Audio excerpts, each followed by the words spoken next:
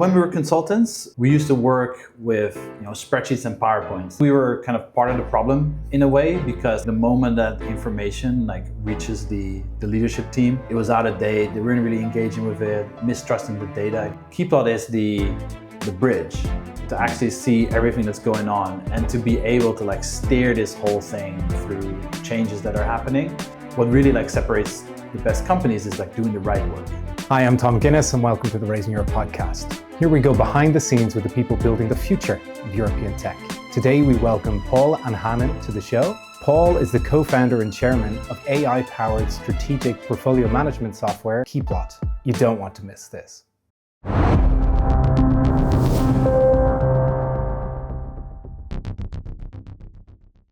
Paul, it's great to have you on the show today. How are you? Thank you. Yeah, good. So why don't we kick things off with a little bit about you? Why don't you tell us a little bit about your story and your entrepreneurial journey to date? So yeah, my name is Paul. I'm the co-founder and head of product at Kiplot, which is a strategic portfolio management platform. A bit about myself. I'm from the Netherlands originally. I studied physics there, and then I came to London to do a master's. And the plan was always to be here for 1 year and then go back to the Netherlands. But that clearly didn't work out as planned. So that's over 15 years ago now. Wow. After my education, I did management consulting in the financial services industry. And I would say this is a place where I got to learn how big complex organizations work, how they operate, but also I guess where their problems are. And it was really interesting to see that from the inside. There I also got to know project portfolio management, and which is something that we do today. It's how that works in these big organizations. Mm-hmm. That eventually got me to start Kiplot, and I've been doing Kiplot ever since. Was there a specific moment in time where you said, I have to go build what is now Kiplot? Yeah, definitely. So when we were consultants, we used to work with spreadsheets and PowerPoints. These are kind of the weapons of the trade, but doing these analysis in the spreadsheets, copy and paste analysis in the PowerPoints, and creating these deck to leadership and things like that. And I think we were kind of part of the problem in a way, because the moment that information reaches the leadership team, it was out of date. They weren't really engaging with it, mistrusting the data at times. And then at the consulting firm, I was experimenting with code. So experimenting with integrating into real-time data sources, creating interactive data visualizations to show that to people. Yeah. And I think that's where the journey into entrepreneurship sort of began. Right. And that really was successful. And then my manager gave me the remit to build a team around it. And really focus on using these new technologies, and it really engages leadership in a new way. Right. I think it was funny at the time, they had a marketing campaign, which is the A to Z of the people and culture of the company, and I was the E for entrepreneurial. So with hindsight, I guess they were spot on. So even back when you were a management consultant, it's kind of going above and beyond on what's possible with tools led you into your entrepreneurial. Yeah, I guess so. Yeah, and just a frustration with what was there, and I think then seeing what's available on the web, and especially back then there was I have a passion for information design and data visualization. And I think that was really lacking. How do you get the senior leadership to really engage with the data that can be there? Yeah. So that's kind of where it came from. So side of desk, I was still making the PowerPoints, but side desk I was learning how to code and figuring this thing out. And then giving it to the customers. And that was really taking off. Yeah, it was successful. So what exactly is the kind of market opportunity for Kiplot? What is the main problem that it's trying to solve? Yeah, so you have to imagine these big organizations, there is a lot of change going on. And with that, I mean, there's a lot of portfolio of, say, initiatives, transformation programs, IT projects that are going on. And with that, it involves a lot of people, hundreds of people, millions in budget. So it's a big sort of use case. So some of that change could be, imagine creating a new web application, for example, or a new app that the company might need. Another one could be, we need to give our entire workforce new laptops. Yeah. Or new regulations coming in, and we have to update our processes to meet this regulation. But there's hundreds of these things going on. So actually the way these big companies operate this, they're actually really inefficient and kind of bad at it. Like there's a lot of waste in the system. The information is in different systems. Like the portfolio hardly ever gets like prioritized, and they find it really hard to steer this, if that makes sense. So then what that means, like the problem for these companies, like that the projects that they're delivering often like sort of drift from strategy or don't deliver the strategy. There's duplicate work going on, and there's delays happening, especially in IT programs. There's like months, like sometimes years of delays, like creeping into these projects. So there's a lot of waste. So that's the opportunity that Kiplot fixes. So if I were to use an analogy of almost like steering a big battleship or a freighter carrying loads of cargo, is that what Kiplot's kind of doing with strategic project management? Yeah, you could say that, exactly. It's like these, big freighters, big cargo ships. I think that's a good way of looking at it. And Kiplot is the bridge to actually see everything that's going on and to be able to like steer this whole thing through changes that are happening. So, market conditions change, or competitors might change, and being able to like respond quickly. And then yes, there is like an element of like a big organization moves slowly, but you have to kind of like move it towards these organizations. And these organizations are now really looking at like how do we operate in a more agile way, kind of learning from technology companies doing that. Like how do we break up these projects into small bits of work that we can deliver quick value, but also quickly change direction if that's needed. And you need a platform for it. You need Kiplot to actually then control that, like with what's going on the ground. Right. And so how big is the opportunity to the market for Kiplot? Yeah, the whole market is already like massive now. So say like originally it's like the project portfolio management market, now strategic portfolio management market is already big, and it's still growing. So by 2028, it's projected to be about 15 billion. Right. Of that, like we're focusing primarily on financial services and technologies companies. That's about like 8 billion of this market. The reason we're focusing on that, like they have the most complex change portfolios. They're like technology companies, usually in regulated environments, have a lot of IT change going on. So they're like, prime candidates for using our software. And so what's your vision for the company? The vision for the company is for Kiplot to be the operating system, the platform through which the customers like deliver their strategy. So for leadership, really like execute their strategy. So practically that means delivering modern software that people actually want to use, that integrates into the data sources that already exist in these companies, bring it all together, really like visualize it, but also give the users like the control that they need to really like steer these portfolios. I think wider than that, there is like obviously the like AI and automation that's happening today. So you can imagine that work will become more efficient, it'll be like easier to deliver, probably more cost effective as well. And I think at that point, what really like separates the best companies is like doing the right work. So Kiplot can be that platform where they decide like what is the right work to do. You then still probably have like scarce resources like your attention and talent and capital. And then through Kiplot, they make these decisions, but also it's integrated with what's happening on the ground. So, taking a step back for someone who's never used a project management tool, could you explain to us in plain English what Kiplot does day to day? You have to, like in big organizations, it's actually really hard to answer some simple question, which is like, what are people working on? And is that the right work to be doing? So right now, if people want to answer that question, they have to go to all these different systems. This is manual processes that might take a week to create these like informations and insight just to answer these kind of like simple questions.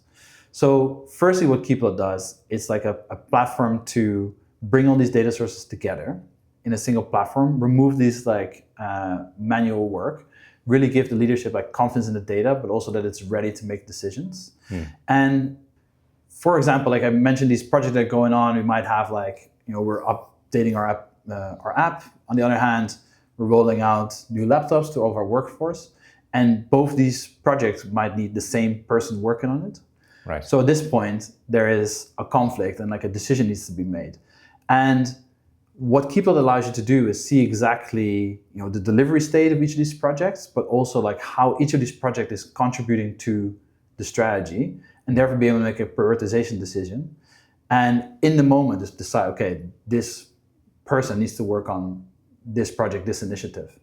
Right. And right now, either these decisions are really hard to make, which means like delays will come into the projects, or they don't get made at all. And it's just sort of like whoever shouts loudest. And it's just not a good way to run a change portfolio. So how did you build your MVP for the product, and where's the product today? Yeah, it's a good question.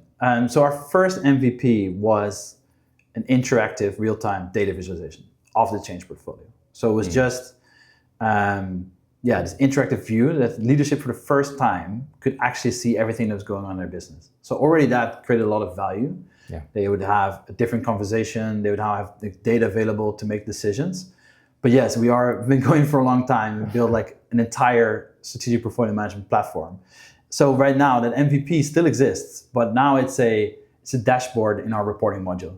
So our platform like evolved, and now we own the data of the portfolio management use cases, and also instead of just reporting, it's a place where people actually orchestrate, make these decisions, make these changes. We've gone like a long way since then. I think what's interesting that the principle of like information design and data visualization, like that has still like stayed with us throughout. So we still have like a platform that we want to be easy to use, and that really gives information in an effective way to these decision makers. And it helps them make the decision proactively, and it's not just a data visualization window anymore. Exactly. It's actually an action platform. Exactly, yeah. We come from this reporting background, but yes, that is now far into the rearview mirror. Yeah, now it's a place where they can originate that data, manage the data, and exactly like make decisions, change it. Yeah.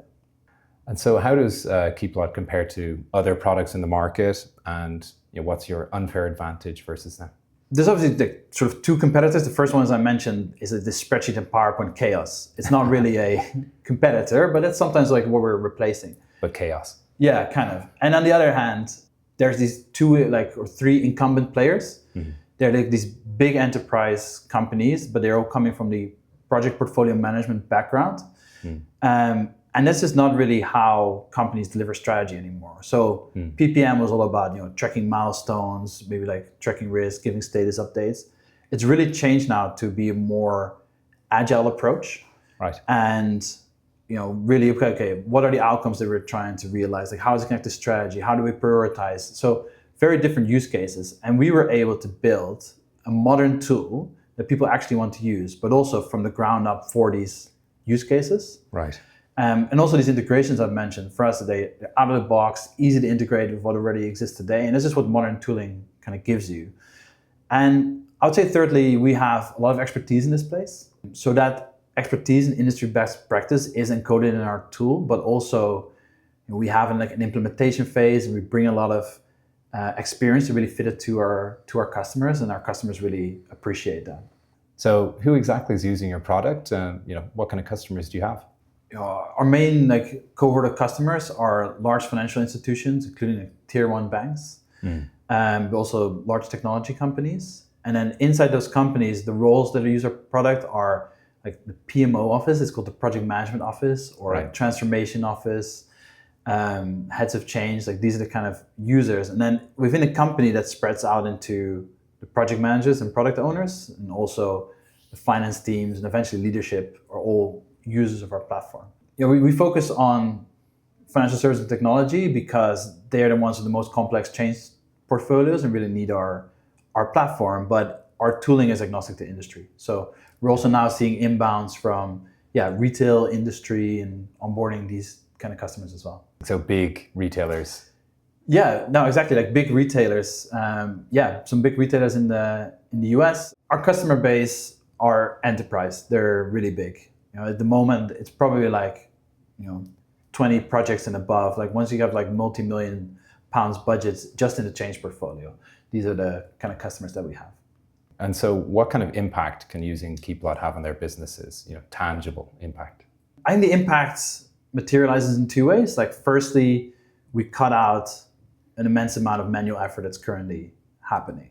So all of the manual processes around reporting, around analysis, these are large teams. Also the overhead that might exist on project managers or product owners to give status updates or to be part of this change portfolio, like we can cut out all of that effort. So a lot of like return on investment just on time that you can just spend in a better way. Yeah. And the second way, which is a little bit less like quantifiable, but is delivering the strategy in a better way. Right, I'll give you an example. Like imagine that there's a initiative going on and they have a run rate of like £1 million a year. Yeah. If they slip by 3 months, that will cost them like 250K, right? Wow. Because they'll have to like extend their runway out. Yeah. But also, if that is a project that is, for example, they're delivering a new savings product, for example, that will eventually like uplift their revenue. Yeah. Right. Bringing that forward means that revenue uplift is coming forward, and that is, I think, just like only in a small scale, right? The budgets are actually like way higher. So even like small optimizations like that have like a massive impact for our customers.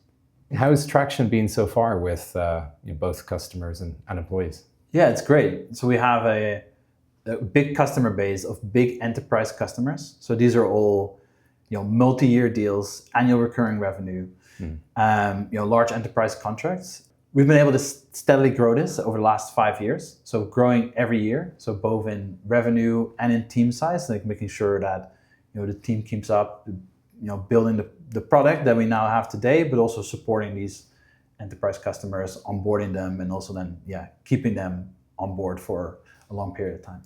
Right, so making sure that the go-to-market is deliverable. Yeah, exactly. So we're based in London. Is the whole team based here, or do you have folks working elsewhere as well? Yeah, we're primarily in London. We have a little bit of an international presence. Like our customers are global, so we have customers in the UAE, in Asia, in Europe, in the US, and then in the UK. And then, our team is primarily in the UK. So we have our office here, and we have like a hybrid working culture, and everyone is pretty much UK based. How would you describe the culture? I would describe the culture as like we're a group of people who enjoy delivering like high quality work and getting stuck into the difficult problems. Yeah. And I wouldn't say we have a culture of working weekends or working late or anything like that, but it's more like if something needs to get done, and especially if it like concerns a customer outcome, like we will get it done. I think that's the culture that we have. And just personally, for observation, for me, like the team has been the most cohesive that it's ever been. Talking about making a cohesive team, how do you hire the best talent? By spending, I think, a lot of time on it. I think not settling, it makes sense. So we sometimes spend months making a hire. Months? So we've we get everyone involved, like a lot of people in the team, especially when you're like starting out. It's really important to create this cohesive team, to make sure that the culture is there, that you're hiring the right people. And we just, give it a lot of focus. And I think we pride ourselves in making good hires. And that also means like sometimes we're not entirely sure, like not making that hire. And then, going again, like making sure that the people that we hire are correct. And in certain roles, it's obviously like easier to hire someone than in others. But we've been lucky that we've made 100% good hires so far. That's great. Yeah. So we take a step back and look at the entire business. How does all of this translate into kind of unit economics? So with our contract structure, as I mentioned, they're like large enterprise customers, and we have a few of these. They're all multi-year contracts and large enterprise revenue, annual recurring revenue. Those are longer sales cycles, but once you secure that revenue, we can really like rely on it as a good base, like a long period of time. So for us, that means we can really rely on the revenue forecasts far ahead. So we've been running in a really capital efficient way. We are profitable, but we also try to make sure that all of the profits that we have get invested back into the business. So that means growing the team, growing the company, always putting it back in, really, setting it up for scale, getting the product right so that we can win on products, getting the account team right, the customer success team right, so that we can onboard them effectively, and also keep these accounts happy like throughout their entire life cycle. And that means you haven't needed to take on additional capital for quite some time. Yeah, correct. Yeah, we've been profitable, and whenever we were sort of looking at raising, like we can land a couple of like big enterprise customers that really like give us another step change again. And we've been able to run quite a tight ship, and therefore not having to take on any capital in quite a few years now. Right, and where you took on an angel round back in 2018. How have things changed since then in the business, and where do you see the business going in the next 18, 24 months? Yeah, a lot has changed since then. I would say since then we really found one product market fit. People really want our product. We're up against these legacy incumbent players in RFPs, and we're winning just on product. So we've got that. Then we've also, over the last, say, 2 years, really figured out our go-to-market motion. So, using an account-based strategy, putting a lot of our like thought leadership out there, a lot of our domain expertise to start these conversations. And we're now really seeing, and over the last year, we've really figured out the inbound motion. So we're seeing people come to us, really booking demos, and we're building pipeline that way. So right now, looking forward, if you look at the team, it's really been, predominantly engineering, customer success, which I think was right to build the correct product, have the correct onboarding processes and account management processes. And now it's all about scaling that sales and marketing function. So really capitalizing on, having a consistent go-to-market motion, like seeing these inbounds coming in. And over the next, I would say 12 to 18 months, really like grow the team, but like really grow the sales team and capitalize on that opportunity. And now we're also, seeing good inbound motion and good activity in the US. We already have a couple of customers out there. So in the next 12 to 18 months, we're really focusing on starting an office there, having a go-to-market team out there, and then really expanding in a region that's going to be strategically really important for us. So based on your experience to date, what advice would you give to other founders and entrepreneurs? Yeah, good question. I'd say for aspiring founders, I would actually say like, go do it. Because I speak to a lot of people who like want to do something similar and like have ideas and stuff like that, but I think they perceive the risk is a lot higher than it actually is. I think you can always do it. You can probably always go do something else again after that. So that would be one. The other one is actually to founders starting out is that it's gonna be like a lot of a harder grind and take a lot longer than you expect it to be. Yeah. But I think funny with that advice, I think if you're a good startup founder, you probably ignore that advice because you need a bit of that healthy delusion, I think, to really start a company. Right. We're hearing grit a lot. Yeah. Do you think founders need grit? Yeah, if that's, I think so. If that's like what it means to sort of like be like stubborn or like keep going or like that idea of like, it's not hard, I'll be able to do it, but then like keep going. Like I think, grit is probably like a good way to put it. I think that comes to like another thing that I found important is like having a co-founder, like being able to do it together. There's always going to be like ups and downs, and then having someone else is really going to help it move forward. And I think it's like, there's more responsibility then as well to keep going. So outside of building the business, what do you do for fun? I try to do some triathlon. So I try to do a Half-Ironman every year. We actually sort of met over that, like around that, around the wedding, because I was wearing the t-shirt and you're like, yeah, exactly. As someone who's done multiple Half-Ironmans as well, it's something that only if you've done it do you realize how hard it is. Yeah, and I would never do a full one. I think like it's on your list. Well, it's been on my list and I still haven't ticked it, so it might just stay on the list. Yeah. So that's nice. I still try to do the training. Last year, I haven't been able to do it because I also have a son who's nearly 2 now. Yeah. So obviously a lot of time outside of work is, spending time with him, spending time with a partner, but we also just love, experiencing London, seeing friends, and then obviously seeing him grow up, which is a lot of the time that we spend outside of work. Right. And how do you balance being a founder and a parent of a young child at the same time? Yeah, so it's lucky that we've sort of been going for a while as well. Like a lot of the sort of like early grind has been like done. We have a team now as well. Like I can actually like hand over a lot of responsibilities like that.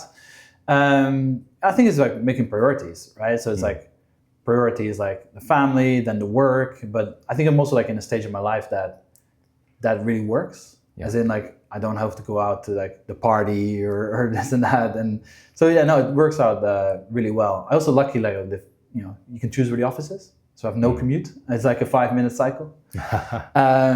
So there's things like that. Like yeah, we're really able to make that work. Yeah, it comes in a way quite easy. And so if you weren't a founder, what would you be? Yeah, honestly, I can't imagine doing anything else other than being a founder. But I'm Dutch and I cycle everywhere. And I love cycling in London traffic. It's quite exciting for me. So maybe I'd be a... You're probably the only person I've ever heard say it's exciting to cycle around in London traffic. Yeah. Is it because of the amount of hazards or? Yeah, a little bit. Like it's dangerous. Yeah, so you're always like a bit like adrenaline and you're happy that you made it to your destination. But so maybe I'd be a bike courier. Oh, really? I don't like. Amazing. Probably not. But yeah, I enjoy the cycling in London, so maybe something like that. But yeah, it's hard to imagine doing anything else. Yeah. What are your top 3 films of all time? Good question. My top 3 films, like things that like meant a lot for me, like growing up. So The Matrix is like my top 1 of all time. Love then it. Probably The Lord of the Rings. Yeah. 1, 2, or 3?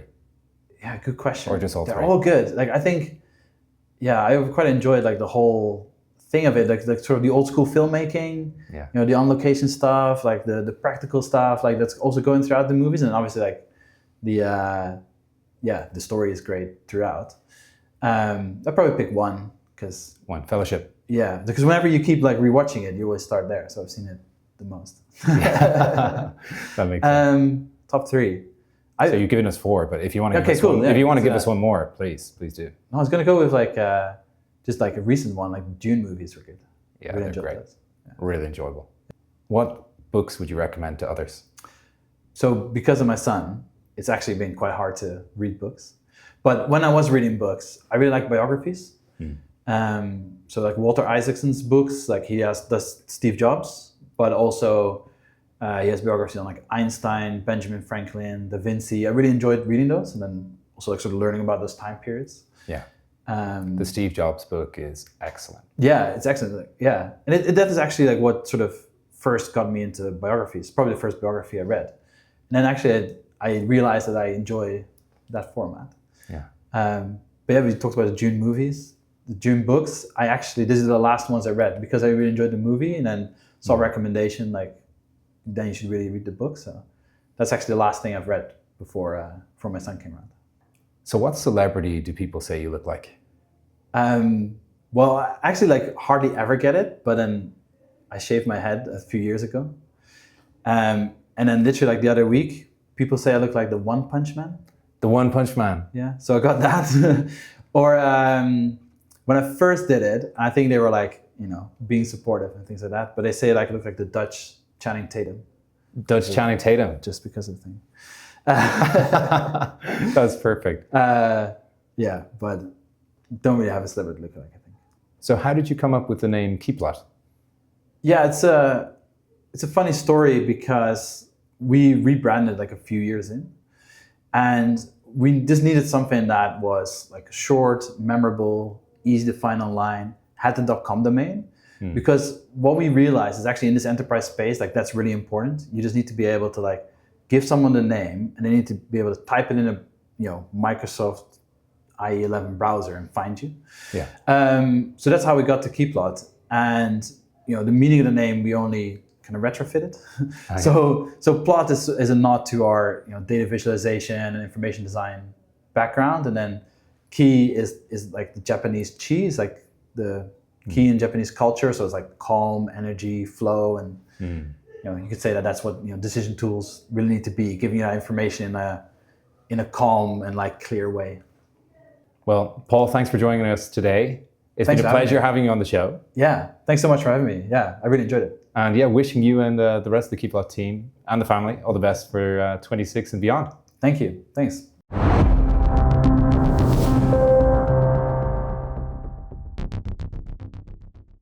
I have a quick favor to ask you.